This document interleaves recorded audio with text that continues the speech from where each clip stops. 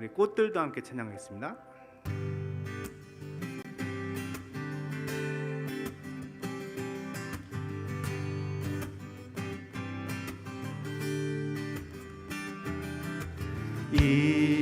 이곳에 생명샘 솟아 눈물 곧짝 지나갈 때에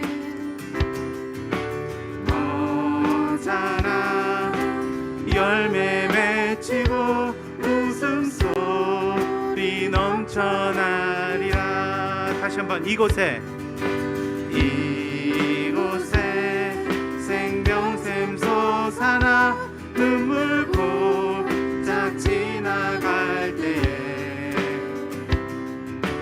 너잖아 열매 맺히고 웃음소리 넘쳐나리라. 꽃들도 구름도 바람도 넓은 바다도 찬양하라 찬양하라 예수를. 하늘을 울리며 노래해 나의 영혼아 은혜의 주 은혜의 주 은혜의 주. 그날의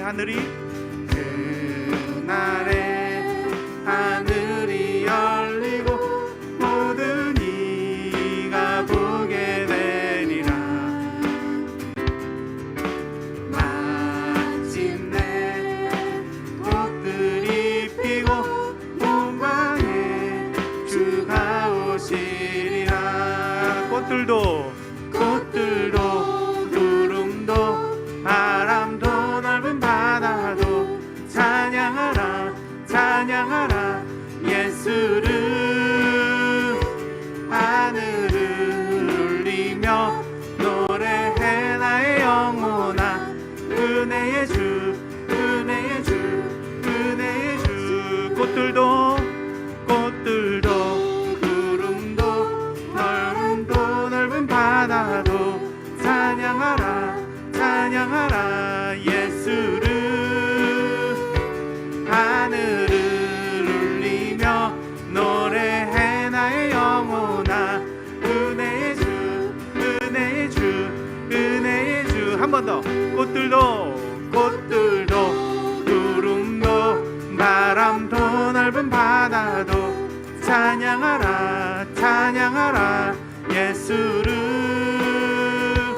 하늘을 울리며 노래해 나의 영혼아 은혜의 주 은혜의 주 은혜의 주. 다시 한번 은혜의 주 은혜의 주 은혜의 주 은혜의 주. 한 번 더. 은혜의 주 은혜의 주 은혜의 주 은혜의 주.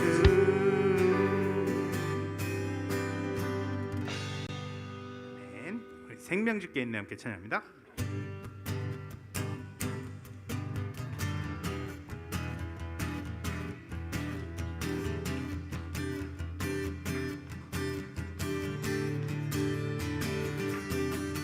생명 주께 있네 능력 주께 있네 소망 주께 있네 주 안에 있네. 생명 주께 있네 능력 주께 있네 소망 주께 있네 주 안에 있네. 생명 다해 주 찬양하리. 힘을 다해 주 찬양하리. 내 생명 다해 내 힘을 다해 모든 소망 주님께.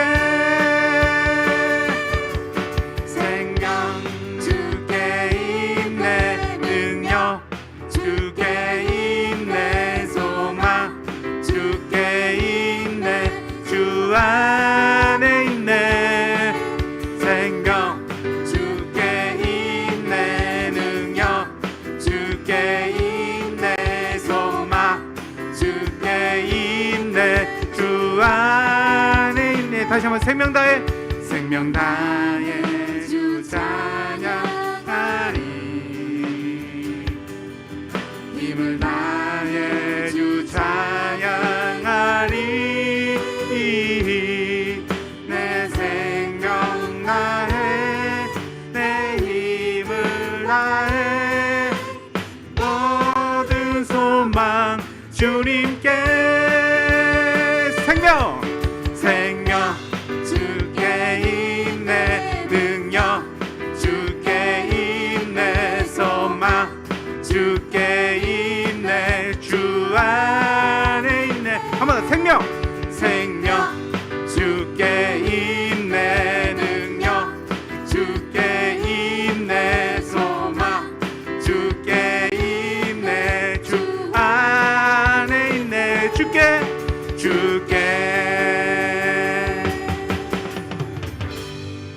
할렐루야. 아멘.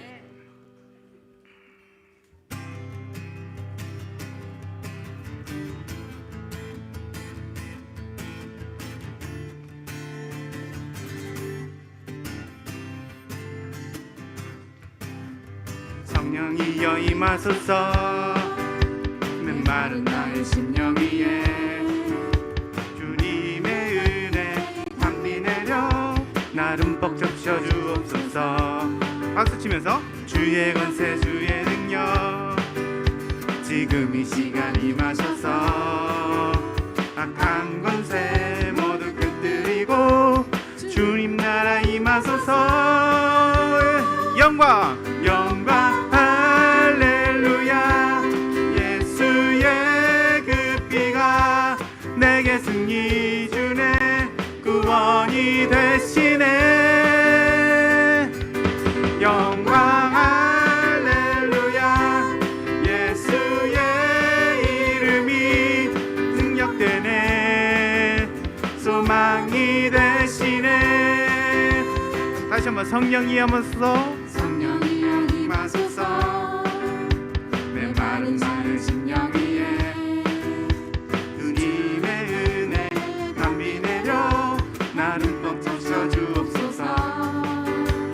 주의 권세 주의 능력 지금 이 시간 임하셔서 약한 권세 모두 깨뜨리고 주님 나라 임하소서.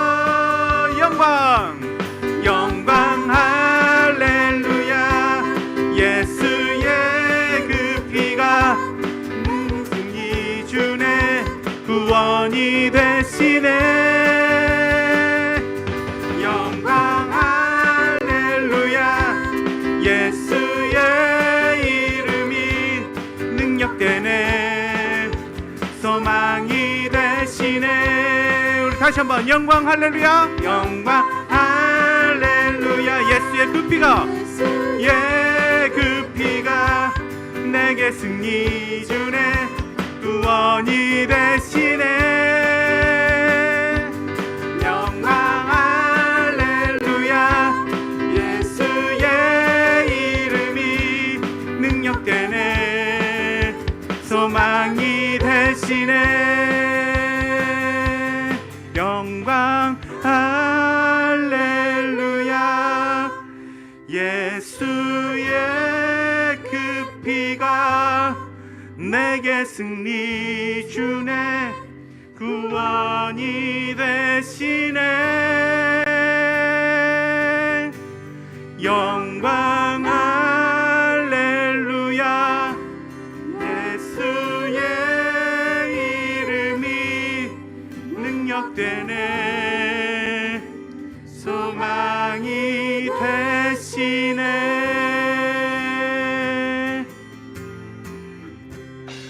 할렐루야 아멘. 자, 이 시간 우리 함께 기도하실 텐데요. 우리가 오전에는 우리 학생들이 왕의 자녀 서약식을 했습니다. 이제는 세상 사람들처럼 살지 않고 왕의 자녀로서 왕의 빛을 내며 왕의 향기를 내며 그렇게 살아가는 사람들이 되기를 서약하였는데 오늘 우리가 이들을 위해서 좀 축복하였으면 좋겠습니다. 그래서 우리 어린아이들이 이 상신성결교회에서 잘 자라나서 정말 우리 상신성결교회 정말 중요한 역할을 맡을 수 있는 귀한 세대로 길러지기를, 자라나기를 다 함께 기도하시면 좋겠고, 오늘 또 이태호 전도사님께서 처음으로 말씀을 준비하시는데 이태호 전도사님 또 영육간에 강건하게 하시고 전하시는 말씀마다 옥토에 뿌려지는 씨앗처럼 열매 맺을 수 있도록 도와달라고 우리 다 같이 주여 삼창하시면서 통성으로 한번 기도하시겠습니다. 주여, 주여, 주여. 하나님 이 시간에 주님 인도하여 주시고 우리 마음 가운데 설교하시고 감사합니다. 하나님 이 시간에 주님께서 우리 어린 세대들이 아버지는 주님 앞에 온전히 세워지며 길러질 수 있는 아버지는 하나님의 굳건한 믿음을 가지고 하나님의 귀한 자녀로서 세워져가는 귀한 다음 세대들을 축복하시고 귀하게 여기시고 성령으로 동행하여 주셔서 그 사역에 아마 그 삶 위에 하나님의 영광받아 주시옵소서. 우리도 특별히 그 조사님 우리에게 귀한 말씀 전하실 때 그 말이 말씀이 우리의 심령에 심겨지는 은혜가 있게 하여 주시고 담대함으로 그 말씀 전하실 때마다 하나님 정말로 하나님의 말씀이 살아 움직이는 우리 예배가 되어질 수 있도록 하나님 주관하시고 다스려 주시옵소서. 하나님 시간 온전히 주님만을 바라보며 우리에게 전해주신 그 말씀마다 아버지 성령이 아버지 하나님 정말 아버지 하나님 우리 마음밭에 잘 보내줄 수 있도록 도와주시옵소서. 예수님의 이름으로 기도드렸습니다. 아멘.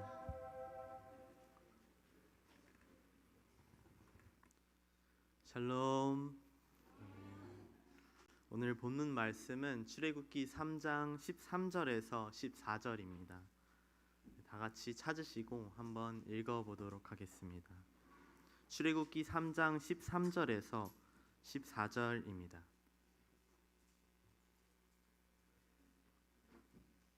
다 같이 읽도록 하겠습니다.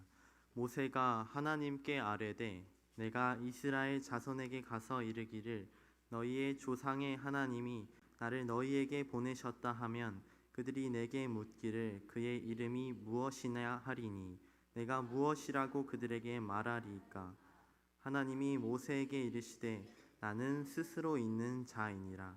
또 이르시되 너는 이스라엘 자손에게 이같이 이르기를 스스로 있는 자가 나를 너희에게 보내셨다 하라. 아멘. 14절에 보면은 하나님이 모세에게 나는 스스로 있는 자다라고 하십니다. 나는 스스로 있는 자다를 히브리어로 성경의 원어로는 에헤 아세르 에헤입니다. 많은 학자들은 이 구절을 여호와라는 이름의 신학적 해석으로 봅니다. 그러나 여기에는 단순한 이름을 설명을 넘어서는 더 깊은 하나님의 계시가 담겨 있습니다. 본문에 들어가기 앞서서 두 가지 질문을 드려보고 싶습니다. 여러분 혹시 본인의 이름에 대해서 생각해 보신 적 있으십니까? 한글 이름을 갖고 계신 분도 계시고 한자 이름을 가지신 분도 계실 것입니다. 제 이름은 한자 이름인데요. 클테에 호걸호자를 써서 그 호걸은 그 산중 호걸할 때 그 호걸입니다.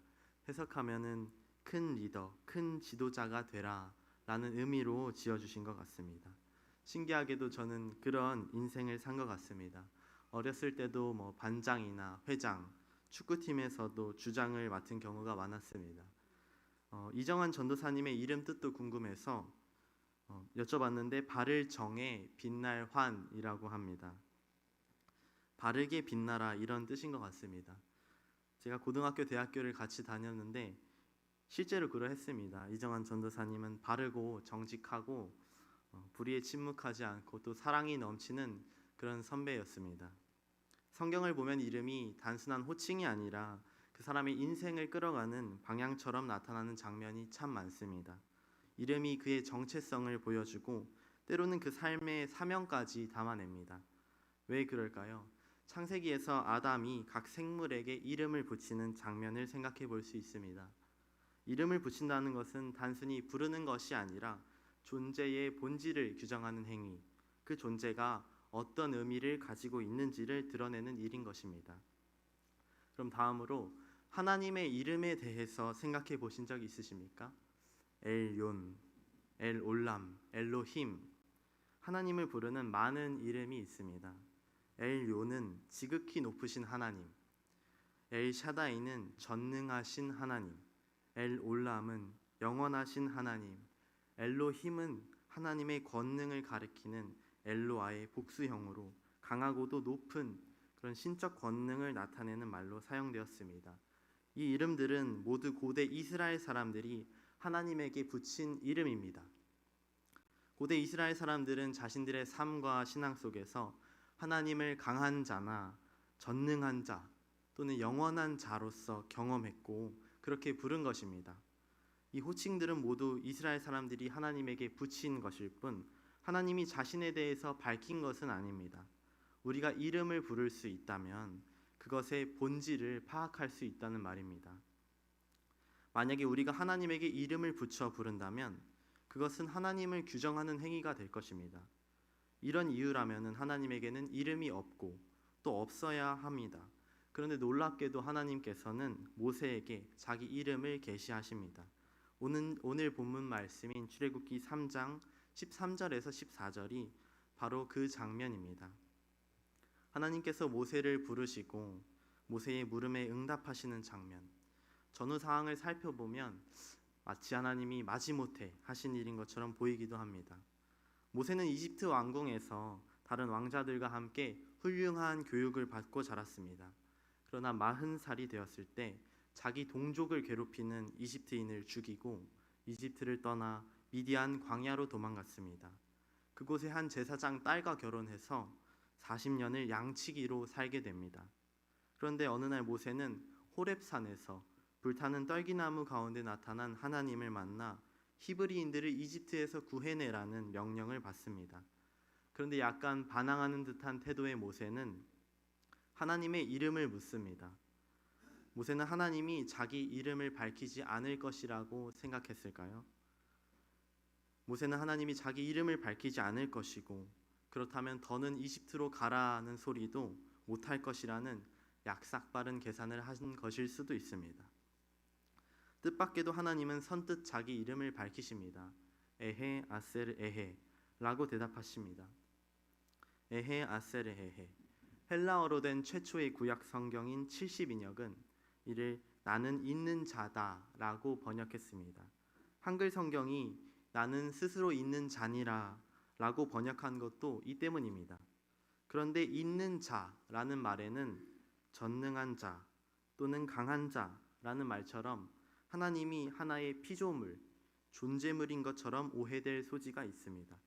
이것은 단순히 있음을 나타내는 히브리어 에헤가 있는 자라고 번역됨으로써 하나님이 마치 하나의 존재물 같은 의미를 갖게 된 것입니다. 하지만 고대 이스라엘 사람들에게 에헤 아세르 에헤는 나는 있다 라는 의미였습니다. 즉 출애굽기 3장 14절에서 하나님이 자신이 존재물이 아니라 존재임을 알리신 것입니다. 다시 말해서 하나님의 이름을 묻는 모세에게 자신의 이름을 알려주신 것이 아니라 하나님의 본질인 존재와 현현을 계시하신 것입니다. 하나님은 자신이 어떤 존재인지 그리고 지금도 살아 계셔서 모세와 함께 하시며 일하시는 분임을 직접 드러내신 것입니다. 또 하나님이 나는 존재다 라고 한 것은 너는 존재가 아니다 라는 의미가 함축되어 있습니다. 너는 흙이니 흙으로 돌아갈 존재물이라는 것입니다. 이 깊은 신학적 통찰과 하나님의 계시가 오늘 우리에게 다시 조명되길 소망합니다. 왜냐하면 우리는 하나님을 나만의 하나님으로 무한하시고 광대하신 하나님을 나의 신념과 인생의 경험으로만 규정하였을 수도 있기 때문입니다. 그래서 어느 유명한 신학자는 이렇게 말했습니다. 하나님은 우리가 신이라고 부르고 알고 체험하고 경배하는 것과 결코 일치하지 않는 분이다. 그 자체로서 알려지지 않은 분이다. 결코 우리에게 알려진 여러 것 가운데에 큰 것이 아닌 분, 주, 창조자, 구원자 하나님, 살아계시는 하나님이다. 저는 2주 전에 졸업을 하고 대학원에 가는데요. 학교를 다닐 당시에 열심 있는 많은 신학생들이 있었습니다. 다양한 찬양팀, 선교 동아리, 기도 모임, 학생회, 다양한 공동체에 속해서 어려운 시대에 여러 활동을 하는 귀한 신학생들이 많았습니다. 다음 세대가 줄고 교회가 어려워지는 시기에 이들의 헌신은 하나님께서 분명 기억하실 것입니다. 그런데 때로는 서로의 이름들이 부딪혔습니다. 우리는 분명 한 분이신 하나님을 섬기는데 그리스도인들이고 사명의 길을 간다 하는 신학생들인데 왜 이런 갈등들이 생겨나는 것이었을까요? 돌아보면은 그것은 나만의 하나님들의 대결이었습니다. 우리의 신앙관들의 대결이었고 우리의 신념들의 대결이었습니다. 우리의 생각들의 대결이었고 우리의 이름들, 나와 너의 대결이었습니다. 우리가 주 안에서 하나 될 수 있다라는 것은 무슨 뜻일까요? 하나님을 경외함으로 개인의 한계를 인식하고 전능하신 하나님 앞에 무릎을 꿇을 수 있기 때문입니다. 우리 안에 뜨거운 예배자들, 열심 있는 신학생들은 많았으나 진짜 하나님을 경외하는 자들은 적었던 것입니다. 경외한다고 하는 것은 무엇입니까? 하나님이 통치하시는 세상에서 자신의 한계를 인식하면서 조심조심 사는 것일 것입니다. 갈등들이 일어났던 이유는 하나님을 경외함이 없는 것 때문이었습니다. 그 유명한 신학자의 말처럼 이게 하나님이야 라고 우리가 생각하는 것과 하나님은 결코 일치할 수 없는 분입니다. 우리는 하나님에 의해 생겨나서 그 안에 존재하다가 그 안에서 사라지는 물방울과 같은 피조물입니다. 바다 안에서 생겨나 그 위에 잠시 떠 있는 물방울이 어찌 바다의 움직임을 벗어나거나 거스를 수 있겠습니까? 하나님은 그 무엇도 거스를 수 없을 만큼 강할 뿐 아니라 동시에 한없이 지혜롭고 거룩해서 만물을 오직 자신의 뜻과 의지로 이끌어 가시는 분이십니다. 그러나 동시에 하나님은 우리의 시작과 끝, 머리카락 한 올까지 늘 헤아리시는 사랑의 하나님이십니다. 다시 본문으로 돌아가서 출애굽기 3장 13절에서 14절을 살펴보겠습니다. 사실 이 장면은 단순히 하나님이 두려워하는 모세에게 내가 이렇게 무한하고 전지전능한 존재다 라고 보여주는 그런 장면이 아니라, 그렇게 주님의 광대하심을 드러내는 장면이 아니라, 하나님은 두려워하는 모세에게 내가 이렇게 무한하고 전지전능한 존재다, 그런 내가 너를 보내겠다, 두려워하지 마라, 내가 너와 함께 하겠다 라고 말씀하시는 그런 장면입니다. 모세는 살인자였습니다. 이집트 왕궁에서 왕자로 자라서 엘리트 교육을 받고 성장했지만 이집트인이 자신의 동족을 학대하는 것을 보고 그 이집트인을 죽인 살인자였습니다. 그 상황에 이스라엘 사람들조차 그를 살인자라고 내몰았습니다. 그래서 모세는 잡히지 않기 위해 광야로 도망간 것입니다. 그 모든 영광을 한순간에 잃어버리고 자그마치 40년이라는 긴 시간 동안 광야에서 양을 치며 살고 있던 것입니다. 그러던 중 갑자기 호렙산에서 하나님이 모세를 부르시고 핍박받고 있는 너의 동족을 파라오의 손에서 구해내어 젖과 꿀이 흐르는 땅으로 보내겠다고 그렇게 말씀하시는 장면입니다. 아무것도 없는 광야에 모세에게는 살인자라는 낙인, 죄책감, 그리고 양을 칠 때 쓰던 지팡이밖에 없었습니다. 모세는 죽을 날만을 기다리면서 후회로 가득 찬 삶을 살고 있던 것입니다. 여기서 우리는 한 사람을 더 떠올리게 됩니다.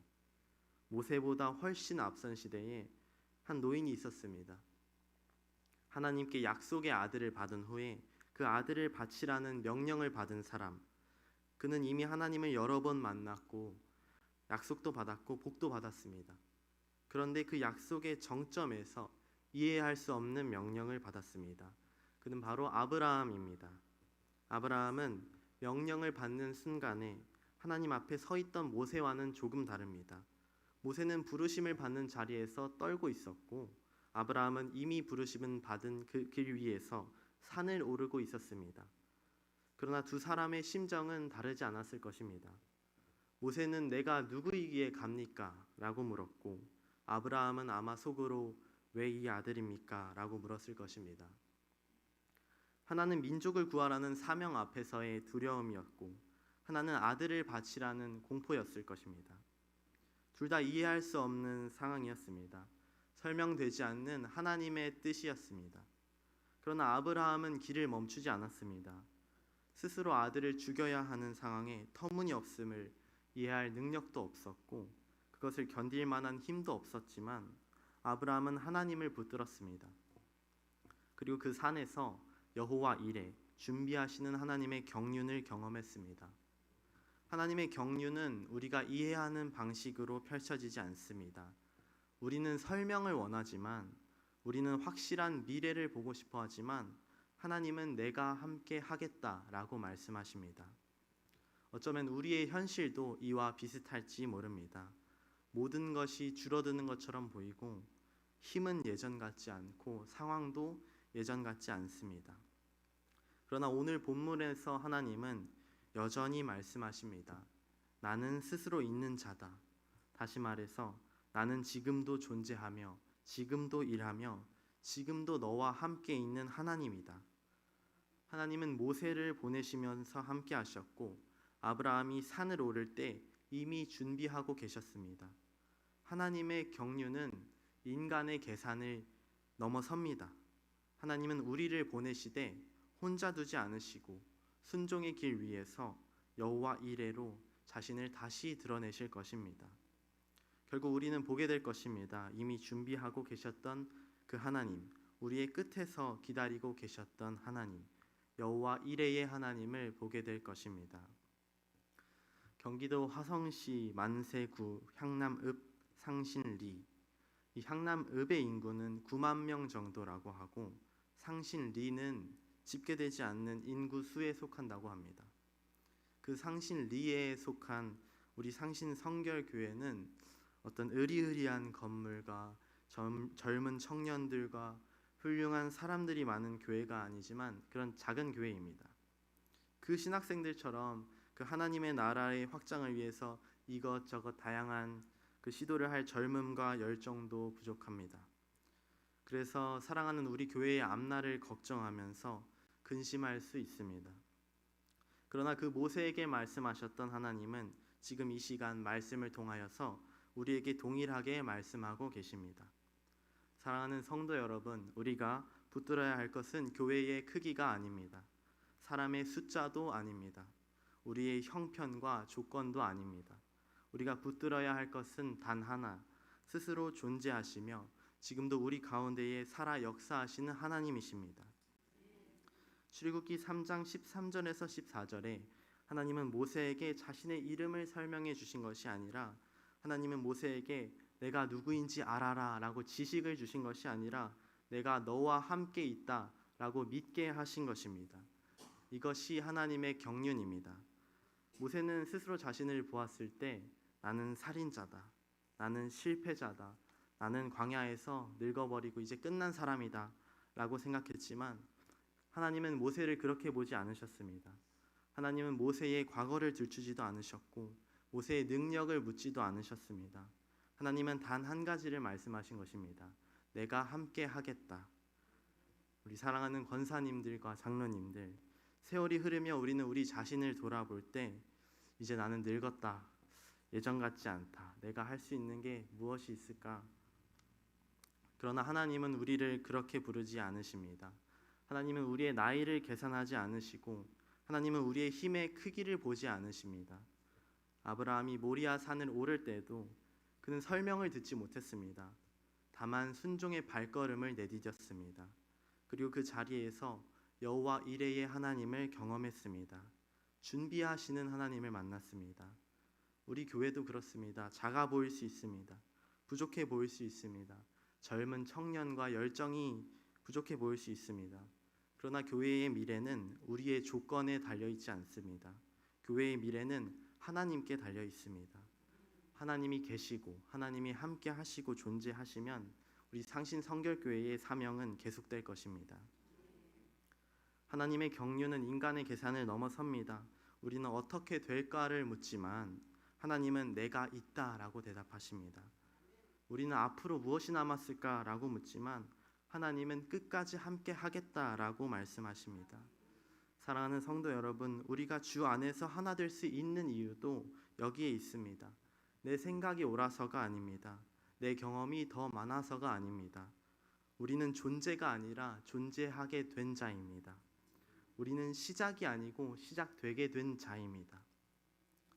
지금까지 성도님들의 삶을 여기까지 이끄신 분은 누구십니까? 여러 번 위기 속에서도 교회를 지키신 분은 누구십니까? 자녀를 키우고 눈물로 기도하고 인생의 수많은 세월을 견디게 하신 분은 누구십니까? 그 하나님은 변하지 않으셨습니다. 그 하나님은 지금도 계십니다. 그 하나님은 지금도 우리 상신성결교회와 함께 하십니다. 우리는 작습니다. 그러나 하나님은 크십니다. 우리는 약하지만 하나님은 스스로 있는 분이십니다. 우리는 모릅니다. 그러나 하나님은 이미 준비하고 계십니다. 말씀을 맺겠습니다. 우리는 하나님에 의해 생겨나서 그 안에 존재하다가 그 안에서 사라지는 물방울과 같은 피조물입니다. 바다 안에서 생겨나 그 위에 잠시 떠 있는 물방울이 어찌 바다의 움직임을 벗어나거나 거스를 수 있겠습니까? 우리의 시작과 끝 그리고 머리카락 한 올까지도 늘 헤아리시는 사랑의 하나님께서는 그 무엇도 거스를 수 없을 만큼 강할 뿐 아니라 동시에 한없이 지혜롭고 거룩해서 만물을 오직 자신의 뜻과 의지로 이끄시는 분이십니다. 넓은 하나님의 계획과 섭리, 그러나 자신을 계시하신 그 사랑, 최종적으로 예수 그리스도를 통해 직접 이 땅으로 오신 것처럼 우리도 현실을 바라보면서 낙심하지 않고 하나님의 섭리를 바라보며 하나님만을 붙들 때 상신 리를 넘어 향남을 품고 화성 시를 품고 한국 교회를 품을 수 있기를, 그 선지자적 사명을 감당할 수 있기를 간절히 소망합니다. 기도하겠습니다. 하나님 아버지, 오늘도 주님께서 귀한 은혜의 시간을 허락하셔서 하나님의 말씀을 듣게 하심에 주님 감사합니다. 출애굽기 3장 14절과 14절을 통하여서 아버지께서 우리에게 말씀하시는 것은 두려워하지 말라라는 말씀이신 것 같습니다. 하나님 아버지, 우리가 현실과 형편과 조건을 살펴보는 것이 아니라 모세가 70세, 80세가 됐을 때 그때 하나님이 쓰셨던 것처럼 우리도 하나님을 바라볼 수 있게 해 주시옵소서. 상황과 환경을 살피는 것이 아니라 하나님만 붙들고 전념할 수 있는 우리가 되게 해 주시옵소서. 항상 존재하시는 하나님을 의식할 수 있게 하시고 돌아가는 그 발걸음 위에도 안전하게 지켜 주시옵소서. 살아계신 예수 그리스도의 이름으로 기도드렸습니다. 아멘.